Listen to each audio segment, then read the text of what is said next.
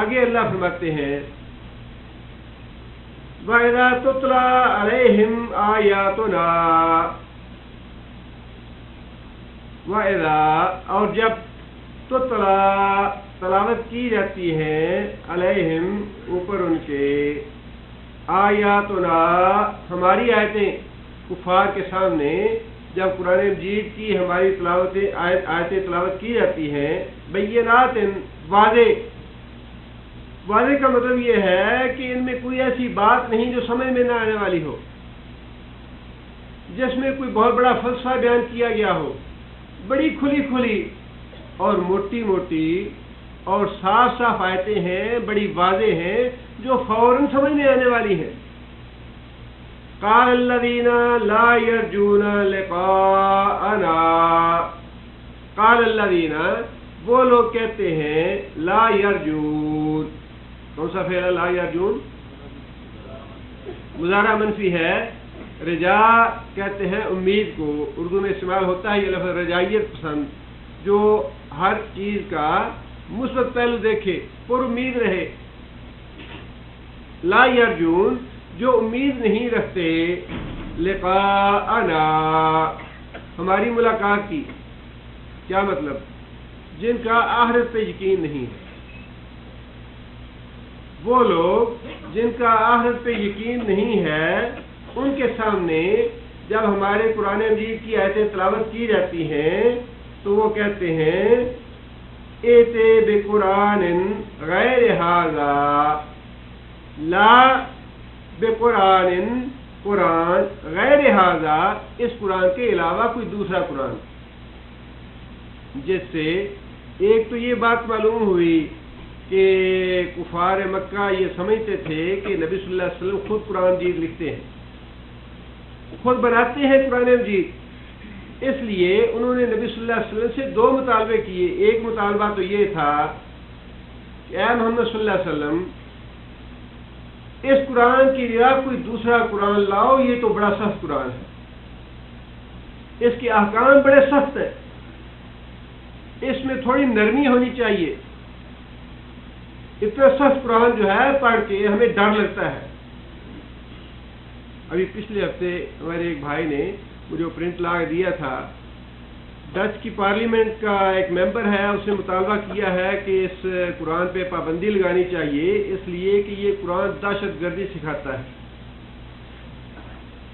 یہ قرآن دہشت گردی سکھاتا ہے۔ بالکل وہی بات ہے کہ یہ قرآن تو بڑا سخت ہے، کتاب کی باتیں ہیں اس میں، اپنے معبودوں کو چھوڑنے کی باتیں ہیں اس میں، جہنم کا ذکر ہے اس میں، یہ پڑھ کے تو بڑا خوف لگتا ہے، بڑا ڈر لگتا ہے، قتل کرو، مارو، خود بھی مرو، اللہ کی راہ میں جانے دو۔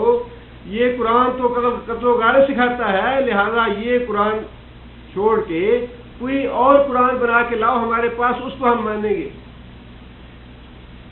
دوسرا مطالبہ یہ تھا اور بدل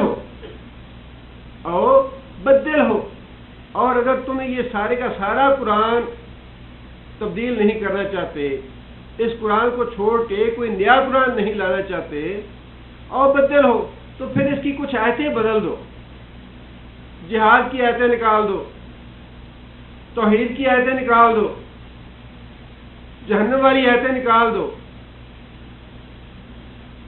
اور دوسرے احکام۔ اب قرآن مجید نے تو خاص واضح طور پہ یہ بات ارشاد فرمائی کہ یہ تو ایک پورے کا پورا نظام حیات ہے، پورے کا پورا ایک لا اور قانون ہے زندگی کا، اگر اسے تم اختیار کرتے ہو تو پھر ادخلوا فی السلم کافہ، پورے کے پورے اسلام میں داخل ہو جاؤ، تمہاری زندگی کے سارے معاملات اس قرآن کے مطابق ہونے چاہیے، حدود بھی نافذ کرنی پڑیں گی، نمازیں بھی پڑھنی پڑیں گی، حلال حرام کے قانون بھی اپنانے پڑیں گے، روزے بھی رکھنے پڑیں گے، قتال اور جہاد بھی کرنا پڑے گا، حج اور عمرہ بھی کرنا پڑے گا۔ جہاں یہ عبادات ہیں وہاں جو احکام ہیں عورت اور مرد کے لیے ہیں، ان کا تعلق حدود سے ہے یا حقوق سے ہے، جس چیز سے بھی تعلق ہے، ان سارے کے سارے احکام کو ماننا پڑے گا۔ یہی بات کافروں کے لیے بڑی گراں تھی، اور یہی بات آج کل منافقوں کے لیے بڑی گراں ہے کہ حدود جو ہے یہ تو بڑی وحشیانہ سزائیں ہیں، ان پہ عمل کرنا بڑا مشکل ہے۔ یہ تو اب ایک المیہ ہے کہ ایسا وقت آ گیا ہے کہ کافروں کو خوش کرنے کے لیے اپنے مدرسوں اور مساجد کو تباہ اور برباد کر رہے ہیں اپنی فوج کے ہاتھوں. محض زبان کی بات نہیں ہے. آج سے پہلے تک تو یہ معاملہ تھا کہ حکومتیں بدعمال تھیں, نافرمانی کرتی تھیں اللہ کے رسول کی, لیکن کم از کم انہیں اتنا خوف تھا, یا شرم و حیا کہہ لیجیے, اللہ کے رسول کی اتنی شرم و حیا تھی, اپنی زبان سے کوئی بکواس نہیں کرتے تھے, اپنی زبان کو روک کے رکھتے تھے. لیکن اب ایسا ذلت اور رسوائی کا وقت آ گیا ہے کہ نہ صرف یہ کہ اللہ اور اللہ کے رسول کے احکامات کی زبانی توہین کی جاتی ہے, بلکہ کافروں کو خوش کرنے کے لیے خود اپنے ہی بہن بھائیوں کے گلے کاٹے جا رہے ہیں. اور کہا یہ جا رہا ہے بالکل وہی کافروں والی بات, جی یہ دہشت گرد. چھوٹے چھوٹے معصوم بچے جو قرآن مجید پڑھنے کے لیے آئے ہیں, دین کی تعلیم حاصل کرنے کے لیے آئے ہیں, ان بچوں سے کیا ڈر تھا دہشت گردی کا, اور اگر کوئی بڑا اس میں دہشت گردی میں ملوث تھا تو سوال یہ ہے کہ اس کی سزا بچوں کو کیوں دی گئی, بچوں کو ہلاک کیوں کیا گیا. اور پھر عورتوں کو رسول اللہ صلی اللہ علیہ وسلم نے تو میدان جنگ میں ایک عورت قتل ہو گئی حضرت خالد بن ولید کے کمان میں, ایک عورت کافروں کی, تو نبی صلی اللہ علیہ وسلم نے پوچھا کہ یہ کافروں کی عورت جنگ میں حصہ نہیں لے رہی تھی, اس کو قتل کیوں کیا تم نے؟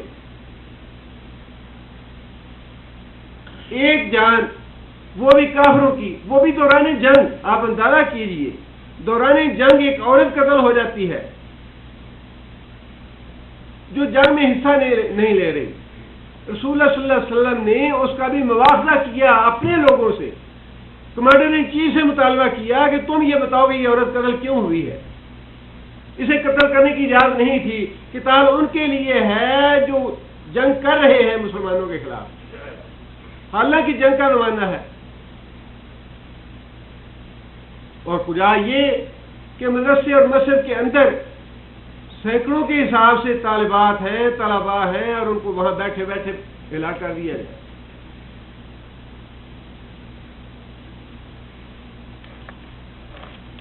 اور بدل ہو یا پھر اس قرآن میں کچھ تبدیلیاں کر دو. قل اے محمد صلی اللہ علیہ وسلم, اس کا جواب یہ دو, ما یکون لی, بڑی واضح آیت ہے, اور اس کو ذرا سمجھنے کی کوشش کریں. اس سے وہ پہلو جو کافروں والا ہے وہ تو ہے ہی, لیکن ہمارے لیے ایک بہت بڑا سبق ہے اس آیت میں, اور بڑی الجھنیں دور کرنے والا ہے, بڑے لڑائیاں اور بڑے جھگڑے دور کرنے والا جواب ہے نبی صلی اللہ علیہ وسلم کا یہ, جو اللہ تعالیٰ نے نبی صلی اللہ علیہ وسلم کی زبان مبارک سے دلوایا ہے. اے محمد صلی اللہ علیہ وسلم انہیں کہو, ما یکون لی, نہیں ہے میرے بس کی بات, ما یکون لی, نہیں ہے میرے بس کی بات, ان ابدلہ, یہ کہ میں اس کو بدل دوں, اس قرآن کو چھوڑ کے کوئی دوسرا قرآن لانا اس کی تو بات ہی چھوڑ دیں, اس میں کوئی معمولی سی تبدیلی کرنا, ما یکون لی, میرے بس کی بات نہیں. من تلقائی, اپنی جانب سے, من تلقائی نفسی, اپنے دل سے, اپنی مرضی سے اس میں کوئی تبدیلی کرنے کا مجھے کوئی اختیار نہیں ہے. اس میں ایک جواب تو یہ ہو گیا کہ یہ قرآن میں خود تصنیف نہیں کر رہا. اگر تم یہ سمجھتے ہو کہ اس قرآن کو میں خود لکھ رہا ہوں یا کوئی دوسرا مجھے لکھوا رہا ہے, تو یہ تمہاری غلط فہمی دور کر ہو جانی چاہیے. یہ قرآن میرا لکھایا ہوا یا لکھا ہوا نہیں ہے, اس میں میں ایک حرف کی تبدیلی نہیں کر سکتا, مجھے اختیار نہیں ہے اس میں تبدیلی کا.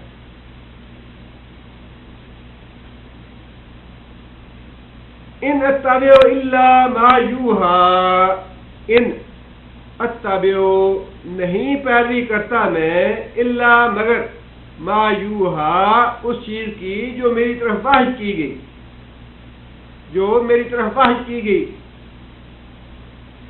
الیہ, انی اخاف ہو بے شک میں ڈرتا ہوں. اخاف ہو کون سا فعل ہے؟ مضارع ہے، واحد متکلم کا صیغہ ہے. اخاف ہو میں ڈرتا ہوں. کون ڈرتا ہے؟ یہ بات نبی صلی اللہ علیہ وسلم کی زبان مبارک سے نکلوائی جا رہی ہے کہ تم یہ کہو لوگوں کے سامنے. بہت بڑی بات ہے یہ. اللہ کا پیغمبر ہے، سید الانبیاء ہے، 7 آسمانوں کے اوپر جا کے اللہ تعالیٰ سے ملاقات کی. اللہ نے اپنی ملاقات کے لیے آسمانوں کے اوپر بلایا، لیکن جہاں دین کا معاملہ ہے وہاں فرمایا کہ کہو لوگوں کے سامنے اللہ کے مقابلے میں میرا کوئی اختیار نہیں. جو اللہ نازل کرے گا میں وہی کچھ تمہیں پہنچاؤں گا، اور جو اللہ نے پہنچا دیا وحی کے ذریعے اس میں رد و بدل کرنے کا معمولی سا اختیار میرے ہاتھ میں نہیں ہے. معمولی اختیار میرے ہاتھ میں نہیں ہے کہ میں زیر کو زبر کر دوں، زبر کو زیر کر دوں. اور اگر میں ایسا کروں گا، انی اخاف ہو میں ڈرتا ہوں، ان عصیت ربی، ان عصیت کون سا فعل ہے؟ ماضی ہے، واحد متکلم کا صیغہ ہے. اگر میں نے نافرمانی کی، ربی اپنے رب کی. کون سی نافرمانی؟ قرآن مجید میں کوئی رد و بدل کرنے کی. ان عصیت ربی، اگر میں نے کوئی نافرمانی کی اپنے رب کی، اخاف عذاب یوم عظیم، میں ڈرتا ہوں بڑے دن کے عذاب سے، اللہ کا عذاب مجھے بھی نہ آلے. بات بڑی موٹی سی ہے. ہمارے تو مسجد کا مولوی روز دن بدلتا ہے. اماموں کی بات، علماء کی بات، فضلاء کی بات وہ تو دور کی بات ہے. انہیں جی نہیں کر لو بڑا ثواب ہے. قرآن خوانی بھی کر لو، چالیہ بھی کر لو، 10واں بھی کر لو، 30واں بھی کر لو، بڑا ثواب ہے. بھائی کتوں ثواب ہے؟ اللہ نے بتایا ہے یا اللہ کے رسول نے بتایا ہے؟ انہیں جی نہیں ثواب ہے. بات تو بڑی موٹی سی ہے کہ اللہ تعالیٰ نے جواب تو کافروں کو دیا، لیکن یہ دین اگر اللہ یہ نہ کہتے تو یہ دین محفوظ نہ رہتا.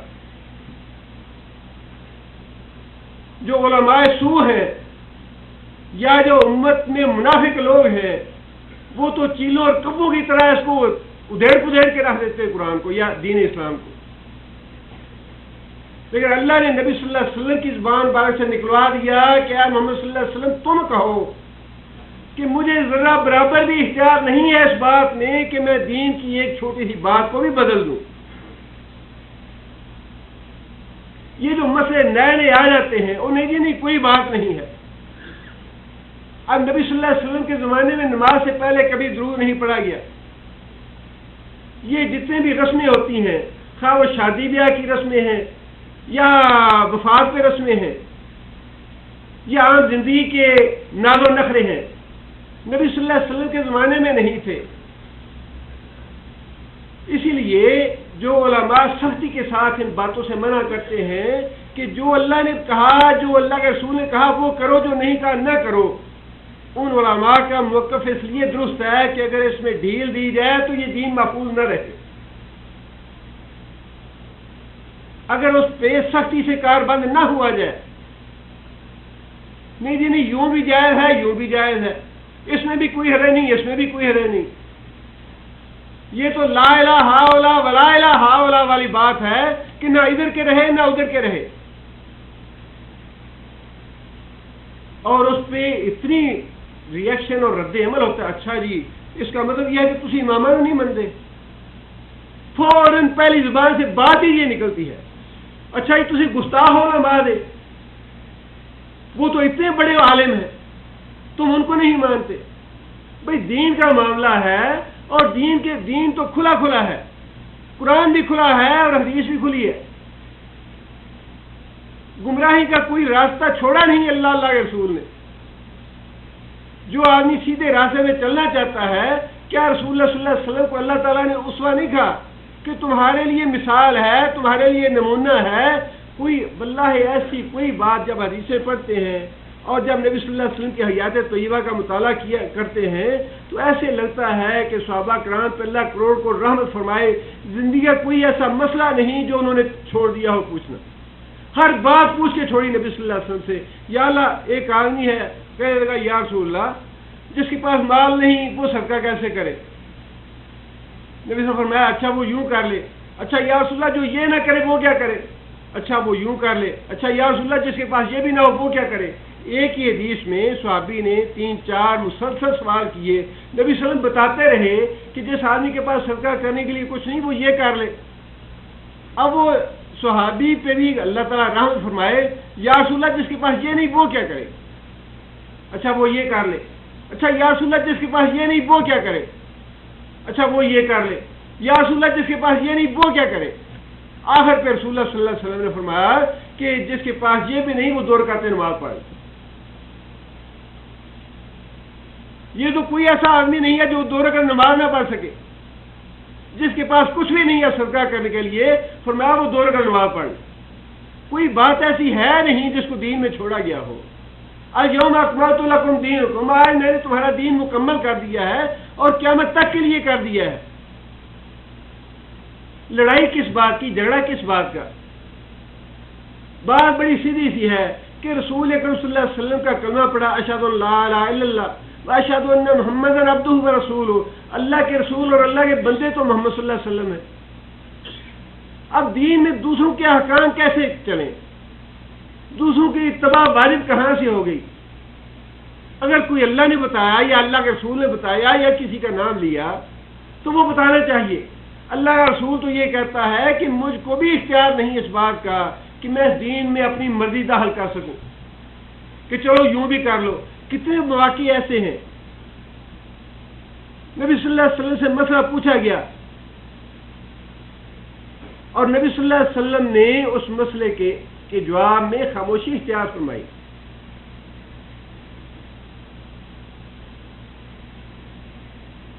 ابھی احکام نازل نہیں ہوئے تھے، ایک خاتون آ کے نبی صلی اللہ علیہ وسلم پوچھنے لگی کہ یا رسول اللہ میرے شوہر نے مجھے ماں بہن کہہ دیا ہے،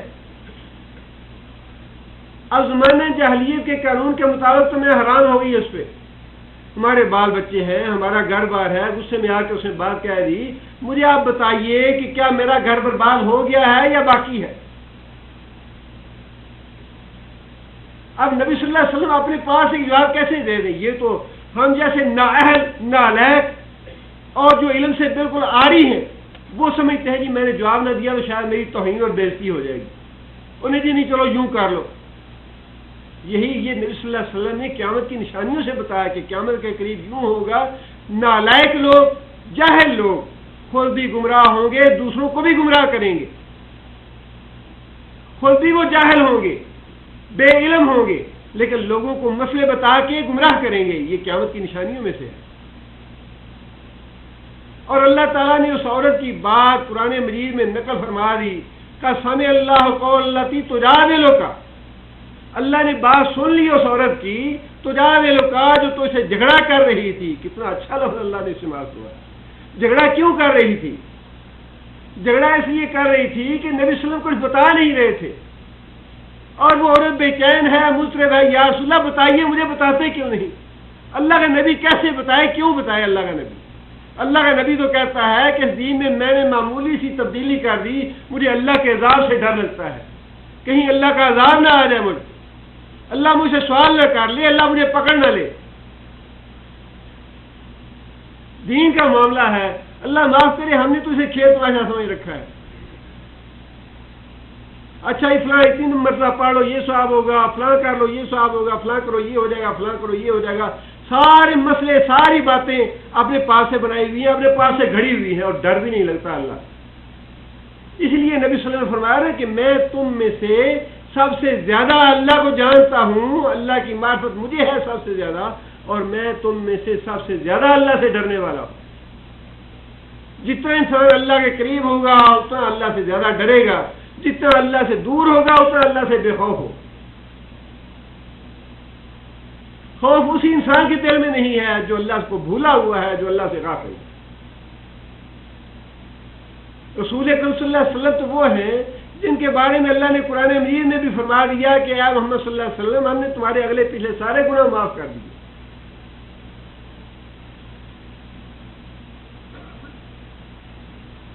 اس کے باوجود بھی اس بات کا خوف ہے. باللہ ما ادری باللہ ما ادری. نبی صلی اللہ علیہ وسلم نے 3 دفعہ یہ بات ارشاد فرمائی, اللہ کی قسم میں نہیں جانتا, باللہ ما ادری میں نہیں جانتا, اللہ کی قسم, ما یفعل بی ولا بکم, قیامت کے دن میرے ساتھ کیا ہونے والا ہے, تمہارے ساتھ کیا ہونے والا ہے.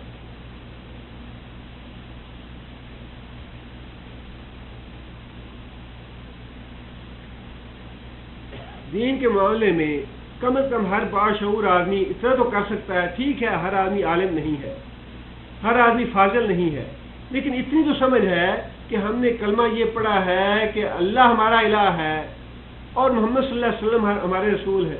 جب مولوی صاحب کوئی مسئلہ بتائیں تو انہیں اتنا تو پوچھ لیا جائے, اچھا مولوی صاحب قرآن مجید میں اس کا مجھے بتا دیں حکم کہاں پہ ہے, اور اگر قرآن مجید میں نہیں ہے تو نبی صلی اللہ علیہ وسلم کی حدیث کہاں پہ ہے. اتنی بات تو ہر آدمی کر سکتا ہے. اور اگر یہ قرآن سے مسئلہ مل جائے, حدیث سے مسئلہ مل جائے تو پورے اطمینان سے اس پہ عمل کیا جائے.